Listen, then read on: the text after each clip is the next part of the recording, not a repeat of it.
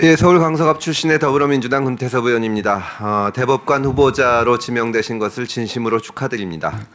저는 법조인 출신 정치인으로서 우리 사법부에 대해서, 우리 법원에 대해서 최고의 존경심을 가지고 있습니다. 국회 동의를 마치고 대법관으로 임명이 되신다면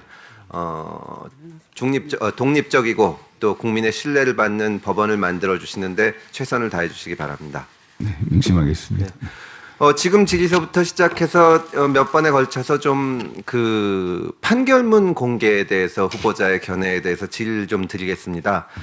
저는 지난 4년 동안 법제사법위원회 위원으로 있으면서 끊임없이 판결문 공개 문제를 제기를 했고 또 질의를 했습니다. 법안도 다 냈는데 20대 국회가 끝나가는 마당까지 입법이 이루어지지 않은 데 대해서 대단히 안타깝게 생각을 합니다. 그런데 저는 이 법원의 판결문이 얼마나 공개되냐 하는 것이 지금 우리 법원이 처한 문제에 대해서 여러 가지 시사점을 준다고 생각을 하고 또 사법개혁의 목소리가 높은데 이 법원이 처한 문제점 또 사법개혁에 나아갈 방향을 에 대해서 많은 해결책을 줄 수 있는 것이 아닌가 그런 생각을 합니다. 후보자께서는 지금 어떤 방식으로 우리 법원의 판결문이 공개되고 있는지 아십니까? 현행 법령의 규정에 따라서 가능한 법령 규정의 범위 내에서는 점점 범위를 확대해 나가고 있는 것으로 알고 있습니다. 예, 제가 구체적으로 좀 말씀을 드리면 세 가지 정도의 방식이 있습니다. 첫째는 대법원 종합법률 정보 사이트를 이용하는 겁니다. 이렇게 여기에 공개되어 있는 판결은 기존 대법원 판결의 3%, 각급 법원 판결의 0.003% 정도가 공개되어 있습니다.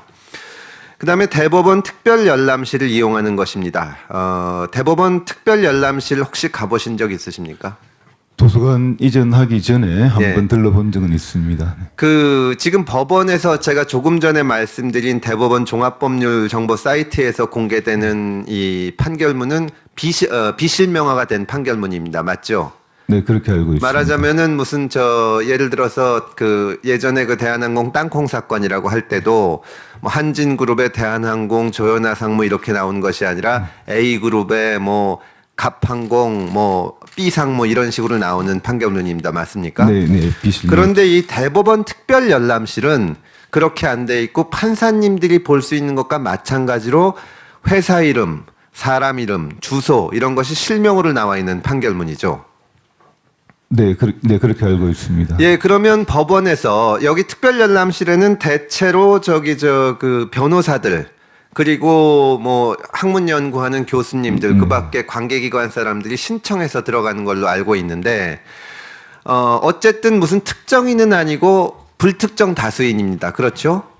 네, 그렇게 알고 있습니다. 예, 그럼 법원에서 그 사건 관계인의 실명이 기재된 판결문을 변호사나 대학 교수 또 이런 불특정 다수인에게 볼 수 있도록 제공하는 것이 개인정보보호법 위반이라고 생각하십니까? 아마 현행법상으로는 그렇게 해석을 하고 있는 것 같습니다. 그럼 법원에서 지금 불법을 저지르고 있는 거 아닙니까?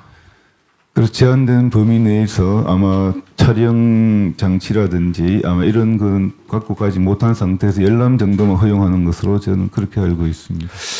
제가 궁금한 것은요. 네. 이제 지금 법원에서 판결문을 공개할 때 뭐 헌법에도 나오지만 법원의 판결은 공개해야 되는 것이고 또 그 반면에 이 판결문 공개를 통해서 개인정보나 이런 것이 유출되면은 또 곤란한 사정도 있어서 어떤 중심을 잡아야 되는데 제도적인 장치를 만들어서 일반 국민이 다 동등하게 평등하게 접근을 할 수 있어야 된다고 생각을 합니다.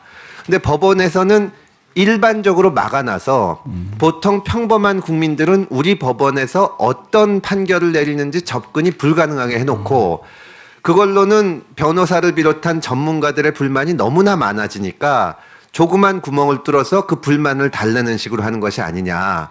그러다 보면 일반 국민들 입장에서는 나는 법원 판결문을 못 보는데 왜 변호사들은 볼 수 있나 이런 생각을 하고 또 이 대법원 특별열람실에 이 판결문을 볼 수 있는 컴퓨터가 몇 대 있는지 아십니까? 정확하게 잘 4대가 있습니다. 지금 변호사가 전국에 2만 명이 있는데요. 여기 한번 가려면은 정말 어렵습니다. 한 달 전에 신청하고 해야 되는데 그러다 보니까 무슨 일이 생기냐 하면은 법원에서 퇴직한 지 얼마 안 되는 소위 말하는 전관 변호사님들이 후배 법관한테 전화를 해서 이러이러한 사건이 있는데 판결문 좀 보내주시면 안 될까? 그럼 무슨 사건을 봐달라는 것도 아니고 판결문 좀 보내달라는 거고 또 얼마 전까지 판사를 지내던 분이 거기 나오는 개인정보를 뭐 이렇게 할 건 아니니까 판사님들이 보내줍니다. 이게 변호사들 사이에 엄청난 불만이 있습니다. 그리고 제가 봐도 이건 전관예우예요.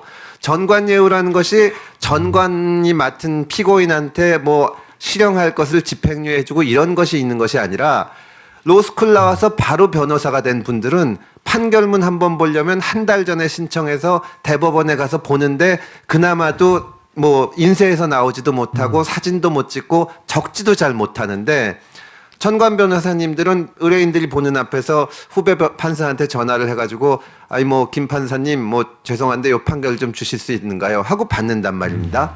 이거 완전히 잘못된 거 아닙니까? 어떻게 생각하십니까? 예, 정의원 의원님께 지적하신 부분 충분히 그렇게 동감합니다. 지금 그 대법관 후보자께서 이 제도를 만드신 거는 아니니까 제가 비난하려는 말씀을 드리는 것은 아니고요. 이제 법원에서 이 얘기를 하도 해서 이게 이 개선이 안 돼서 예. 그 말씀을 드리는 건데 기본적으로 저는 우리 헌법이 법원의 재판은 공개한다. 뭐 심리는 비공개할 수 있지만 판결은 공개한다고 예외 없는 판결의 네. 공개를 얘기하고 있는데 개인정보 보호를 이유로 개인정보법에 의해서 비실명화를 한다는 것이 좀 안 맞다는 생각을 하고 있습니다. 왜냐하면 법원에서 성폭행 사건이나 이런 게 심리 자체는 비공개를 하지만 이 판결할 때는 다 들어와서 볼 수 있지 않습니까? 그래서 비실명화라는 것이 좀 헌법 정신과 안 맞는 거 아닌가 하는 생각을 하는데 어떻게 생각하십니까? 예, 그 국민의 알 권리와 특히 의원님께서도 뭐 지적하시면 범죄 사실 자체가 저희 판결문은 지나치게 좀 사실이 많이 들어가 있습니다. 개인 정보에 관한 부분들이. 그래서 그런 부분들에 대해서 뭐 법원의 정치적인 방향은 공개 범위 확대는 분명히 있습니다만 그 위원님께 지적하신 부분들을 아마 지적하신 부분들 아마 좀 더 검토를 해서 아마 그렇게 운영 개선한 방향으로 그렇게 했으면 좋겠습니다. 제 입장에서. 네.